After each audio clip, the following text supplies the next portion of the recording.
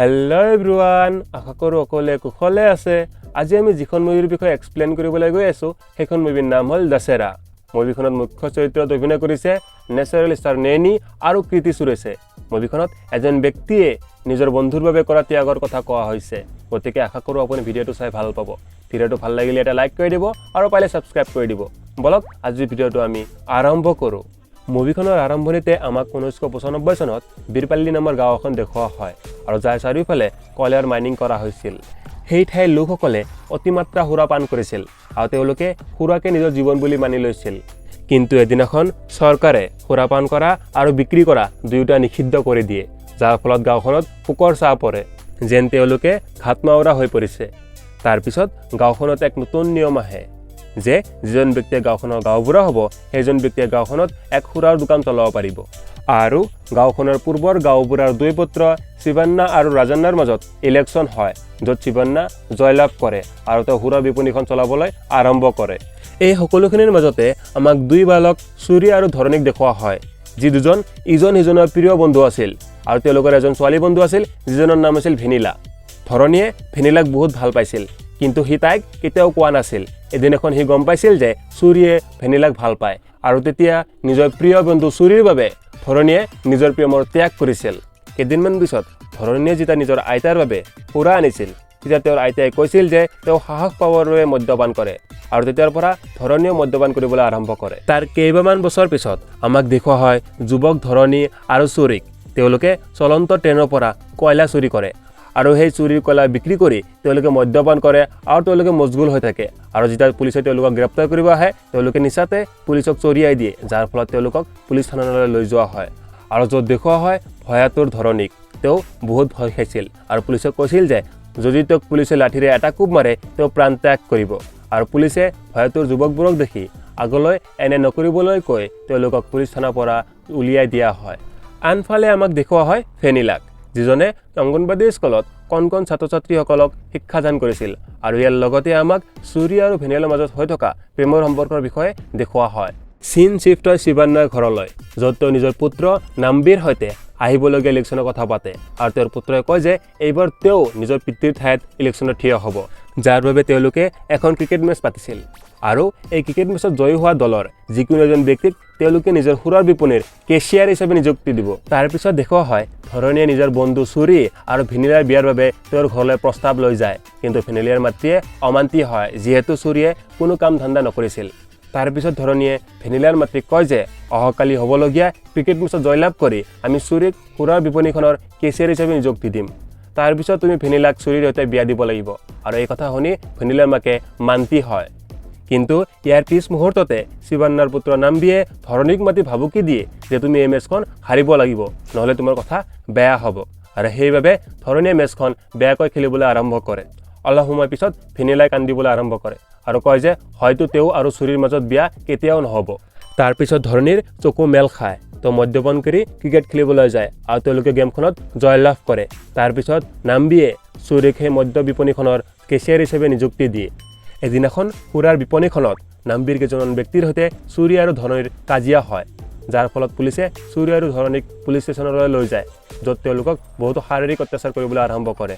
আৰু গাঁৱৰ লোকসকলে উপায়হীন হৈ পূৰ্বৰ গাঁওবুঢ়াৰ দ্বিতীয় পুত্ৰ ৰাজান্নাৰ ওচৰলৈ যায় আৰু ৰাজান্নাই আহি সূৰ্য আৰু ধৰণীক পুলিচৰ হাতৰ পৰা বচাই লয়, য'ত সূৰ্যে ৰাজান্নাক আহিবলগীয়া ইলেকশ্যনত থিয় হ'বলৈ অনুৰোধ কৰে। ৰাজান্নাই প্ৰথমতে অমান্তি হৈছিল যদিও পিছত তেওঁ মান্তি হয়।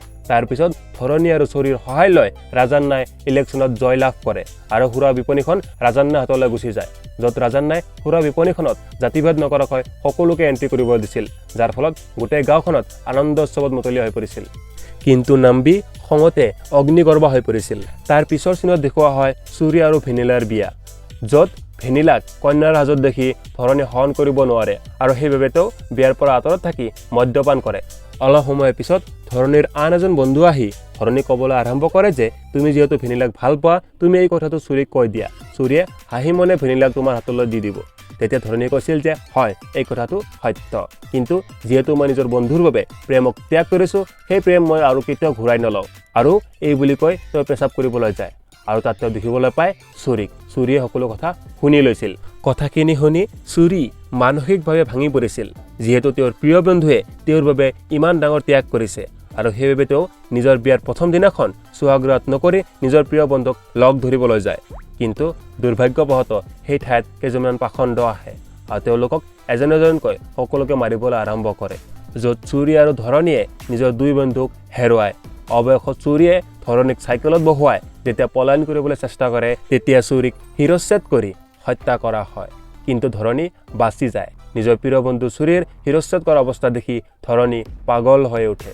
এই খবৰ পাই নৱবিবাহিতা ভেনিলাৰ লগতে গাঁৱৰ সকলো লোকৰ মাজতে কান্দোনৰ ৰোল উঠে। পিছত যেতিয়া ধৰণীয়ে সকলো ঘটনা চালি জাৰি চায়, তেতিয়া তেওঁ গম পায় যে নাম্বীয়ে তেওঁৰ বন্ধুৰ হত্যা কৰিছে আৰু সেইবাবে তেওঁ নাম্বীৰ ঘৰলৈ তেওঁক হত্যা কৰিবলৈ যায়, য'ত নাম্বী উপস্থিত নাথাকে। কিন্তু নাম্বীৰ পত্নীয়ে কয় যে তোমাৰ বন্ধুক ইলেকশ্যনৰ বাবে হত্যা কৰা হোৱা নাই, তোমাৰ বন্ধুক হত্যা কৰা হৈছে ভেনিলাৰ বাবে।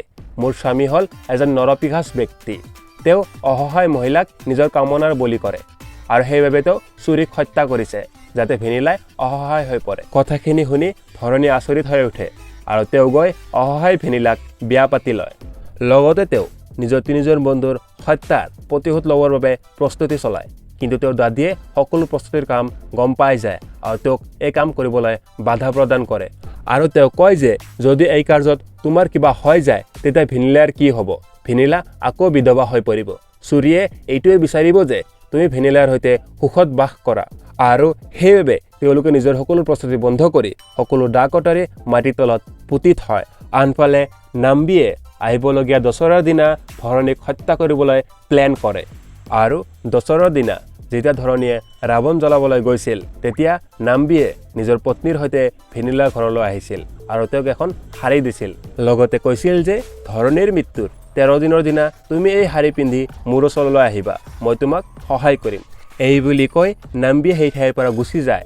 কিন্তু কথাখিনি শুনি ভেনিলা ভয় খাই যায় আৰু তেওঁ দৌৰি দৌৰি ধৰণীক বিচাৰি যায় আৰু দশৰাৰ দিনা ৰাৱণ জ্বলোৱা স্থানত ধৰণীক হত্যা কৰিবৰ বাবে সেইকেইজন পাখণ্ড আহিছিল, যিকেইজন পাখণ্ডই ধৰণীৰ প্ৰিয় বন্ধু চুৰিৰ লগতে আন দুজন বন্ধুক হত্যা কৰিছিল।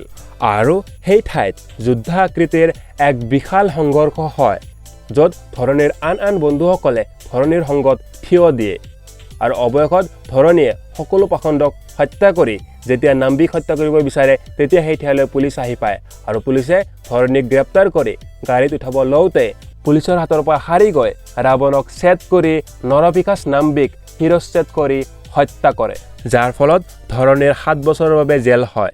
7 বছৰ পিছত যেতিয়া তেওঁ নিজৰ গাঁৱলৈ ঘূৰি আহে, তেতিয়া তেওঁ এজন অসহায় বৃদ্ধ মহিলাক দেখা পায়, যিজনে সুৰাৰ বিপণীখনৰ বাবে নিজৰ স্বামীৰ প্ৰাণ হেৰুৱাইছে। সেইবাবে ধৰণীয়ে গৈ সেই সুৰাৰ বিপণীখন জ্বলাই ভস্ম কৰি দিয়ে আৰু তেওঁৰ ভেনিলাৰ সৈতে পুনৰ মিলন হয় আৰু ইয়াৰ লগে লগে মুভিখনৰ অন্ত পৰে। মুভিখনৰ বিষয়ে জানি আপোনাৰ কেনেকুৱা লাগিল, আপোনাৰ নিজৰ মন্তব্যটো কমেণ্ট কৰি জনাব। ভিডিঅ'টো ভাল লাগিলে এটা লাইক কৰিব আৰু পাৰিলে ছাবস্ক্ৰাইব কৰিব। ধন্যবাদ। জয় অসম।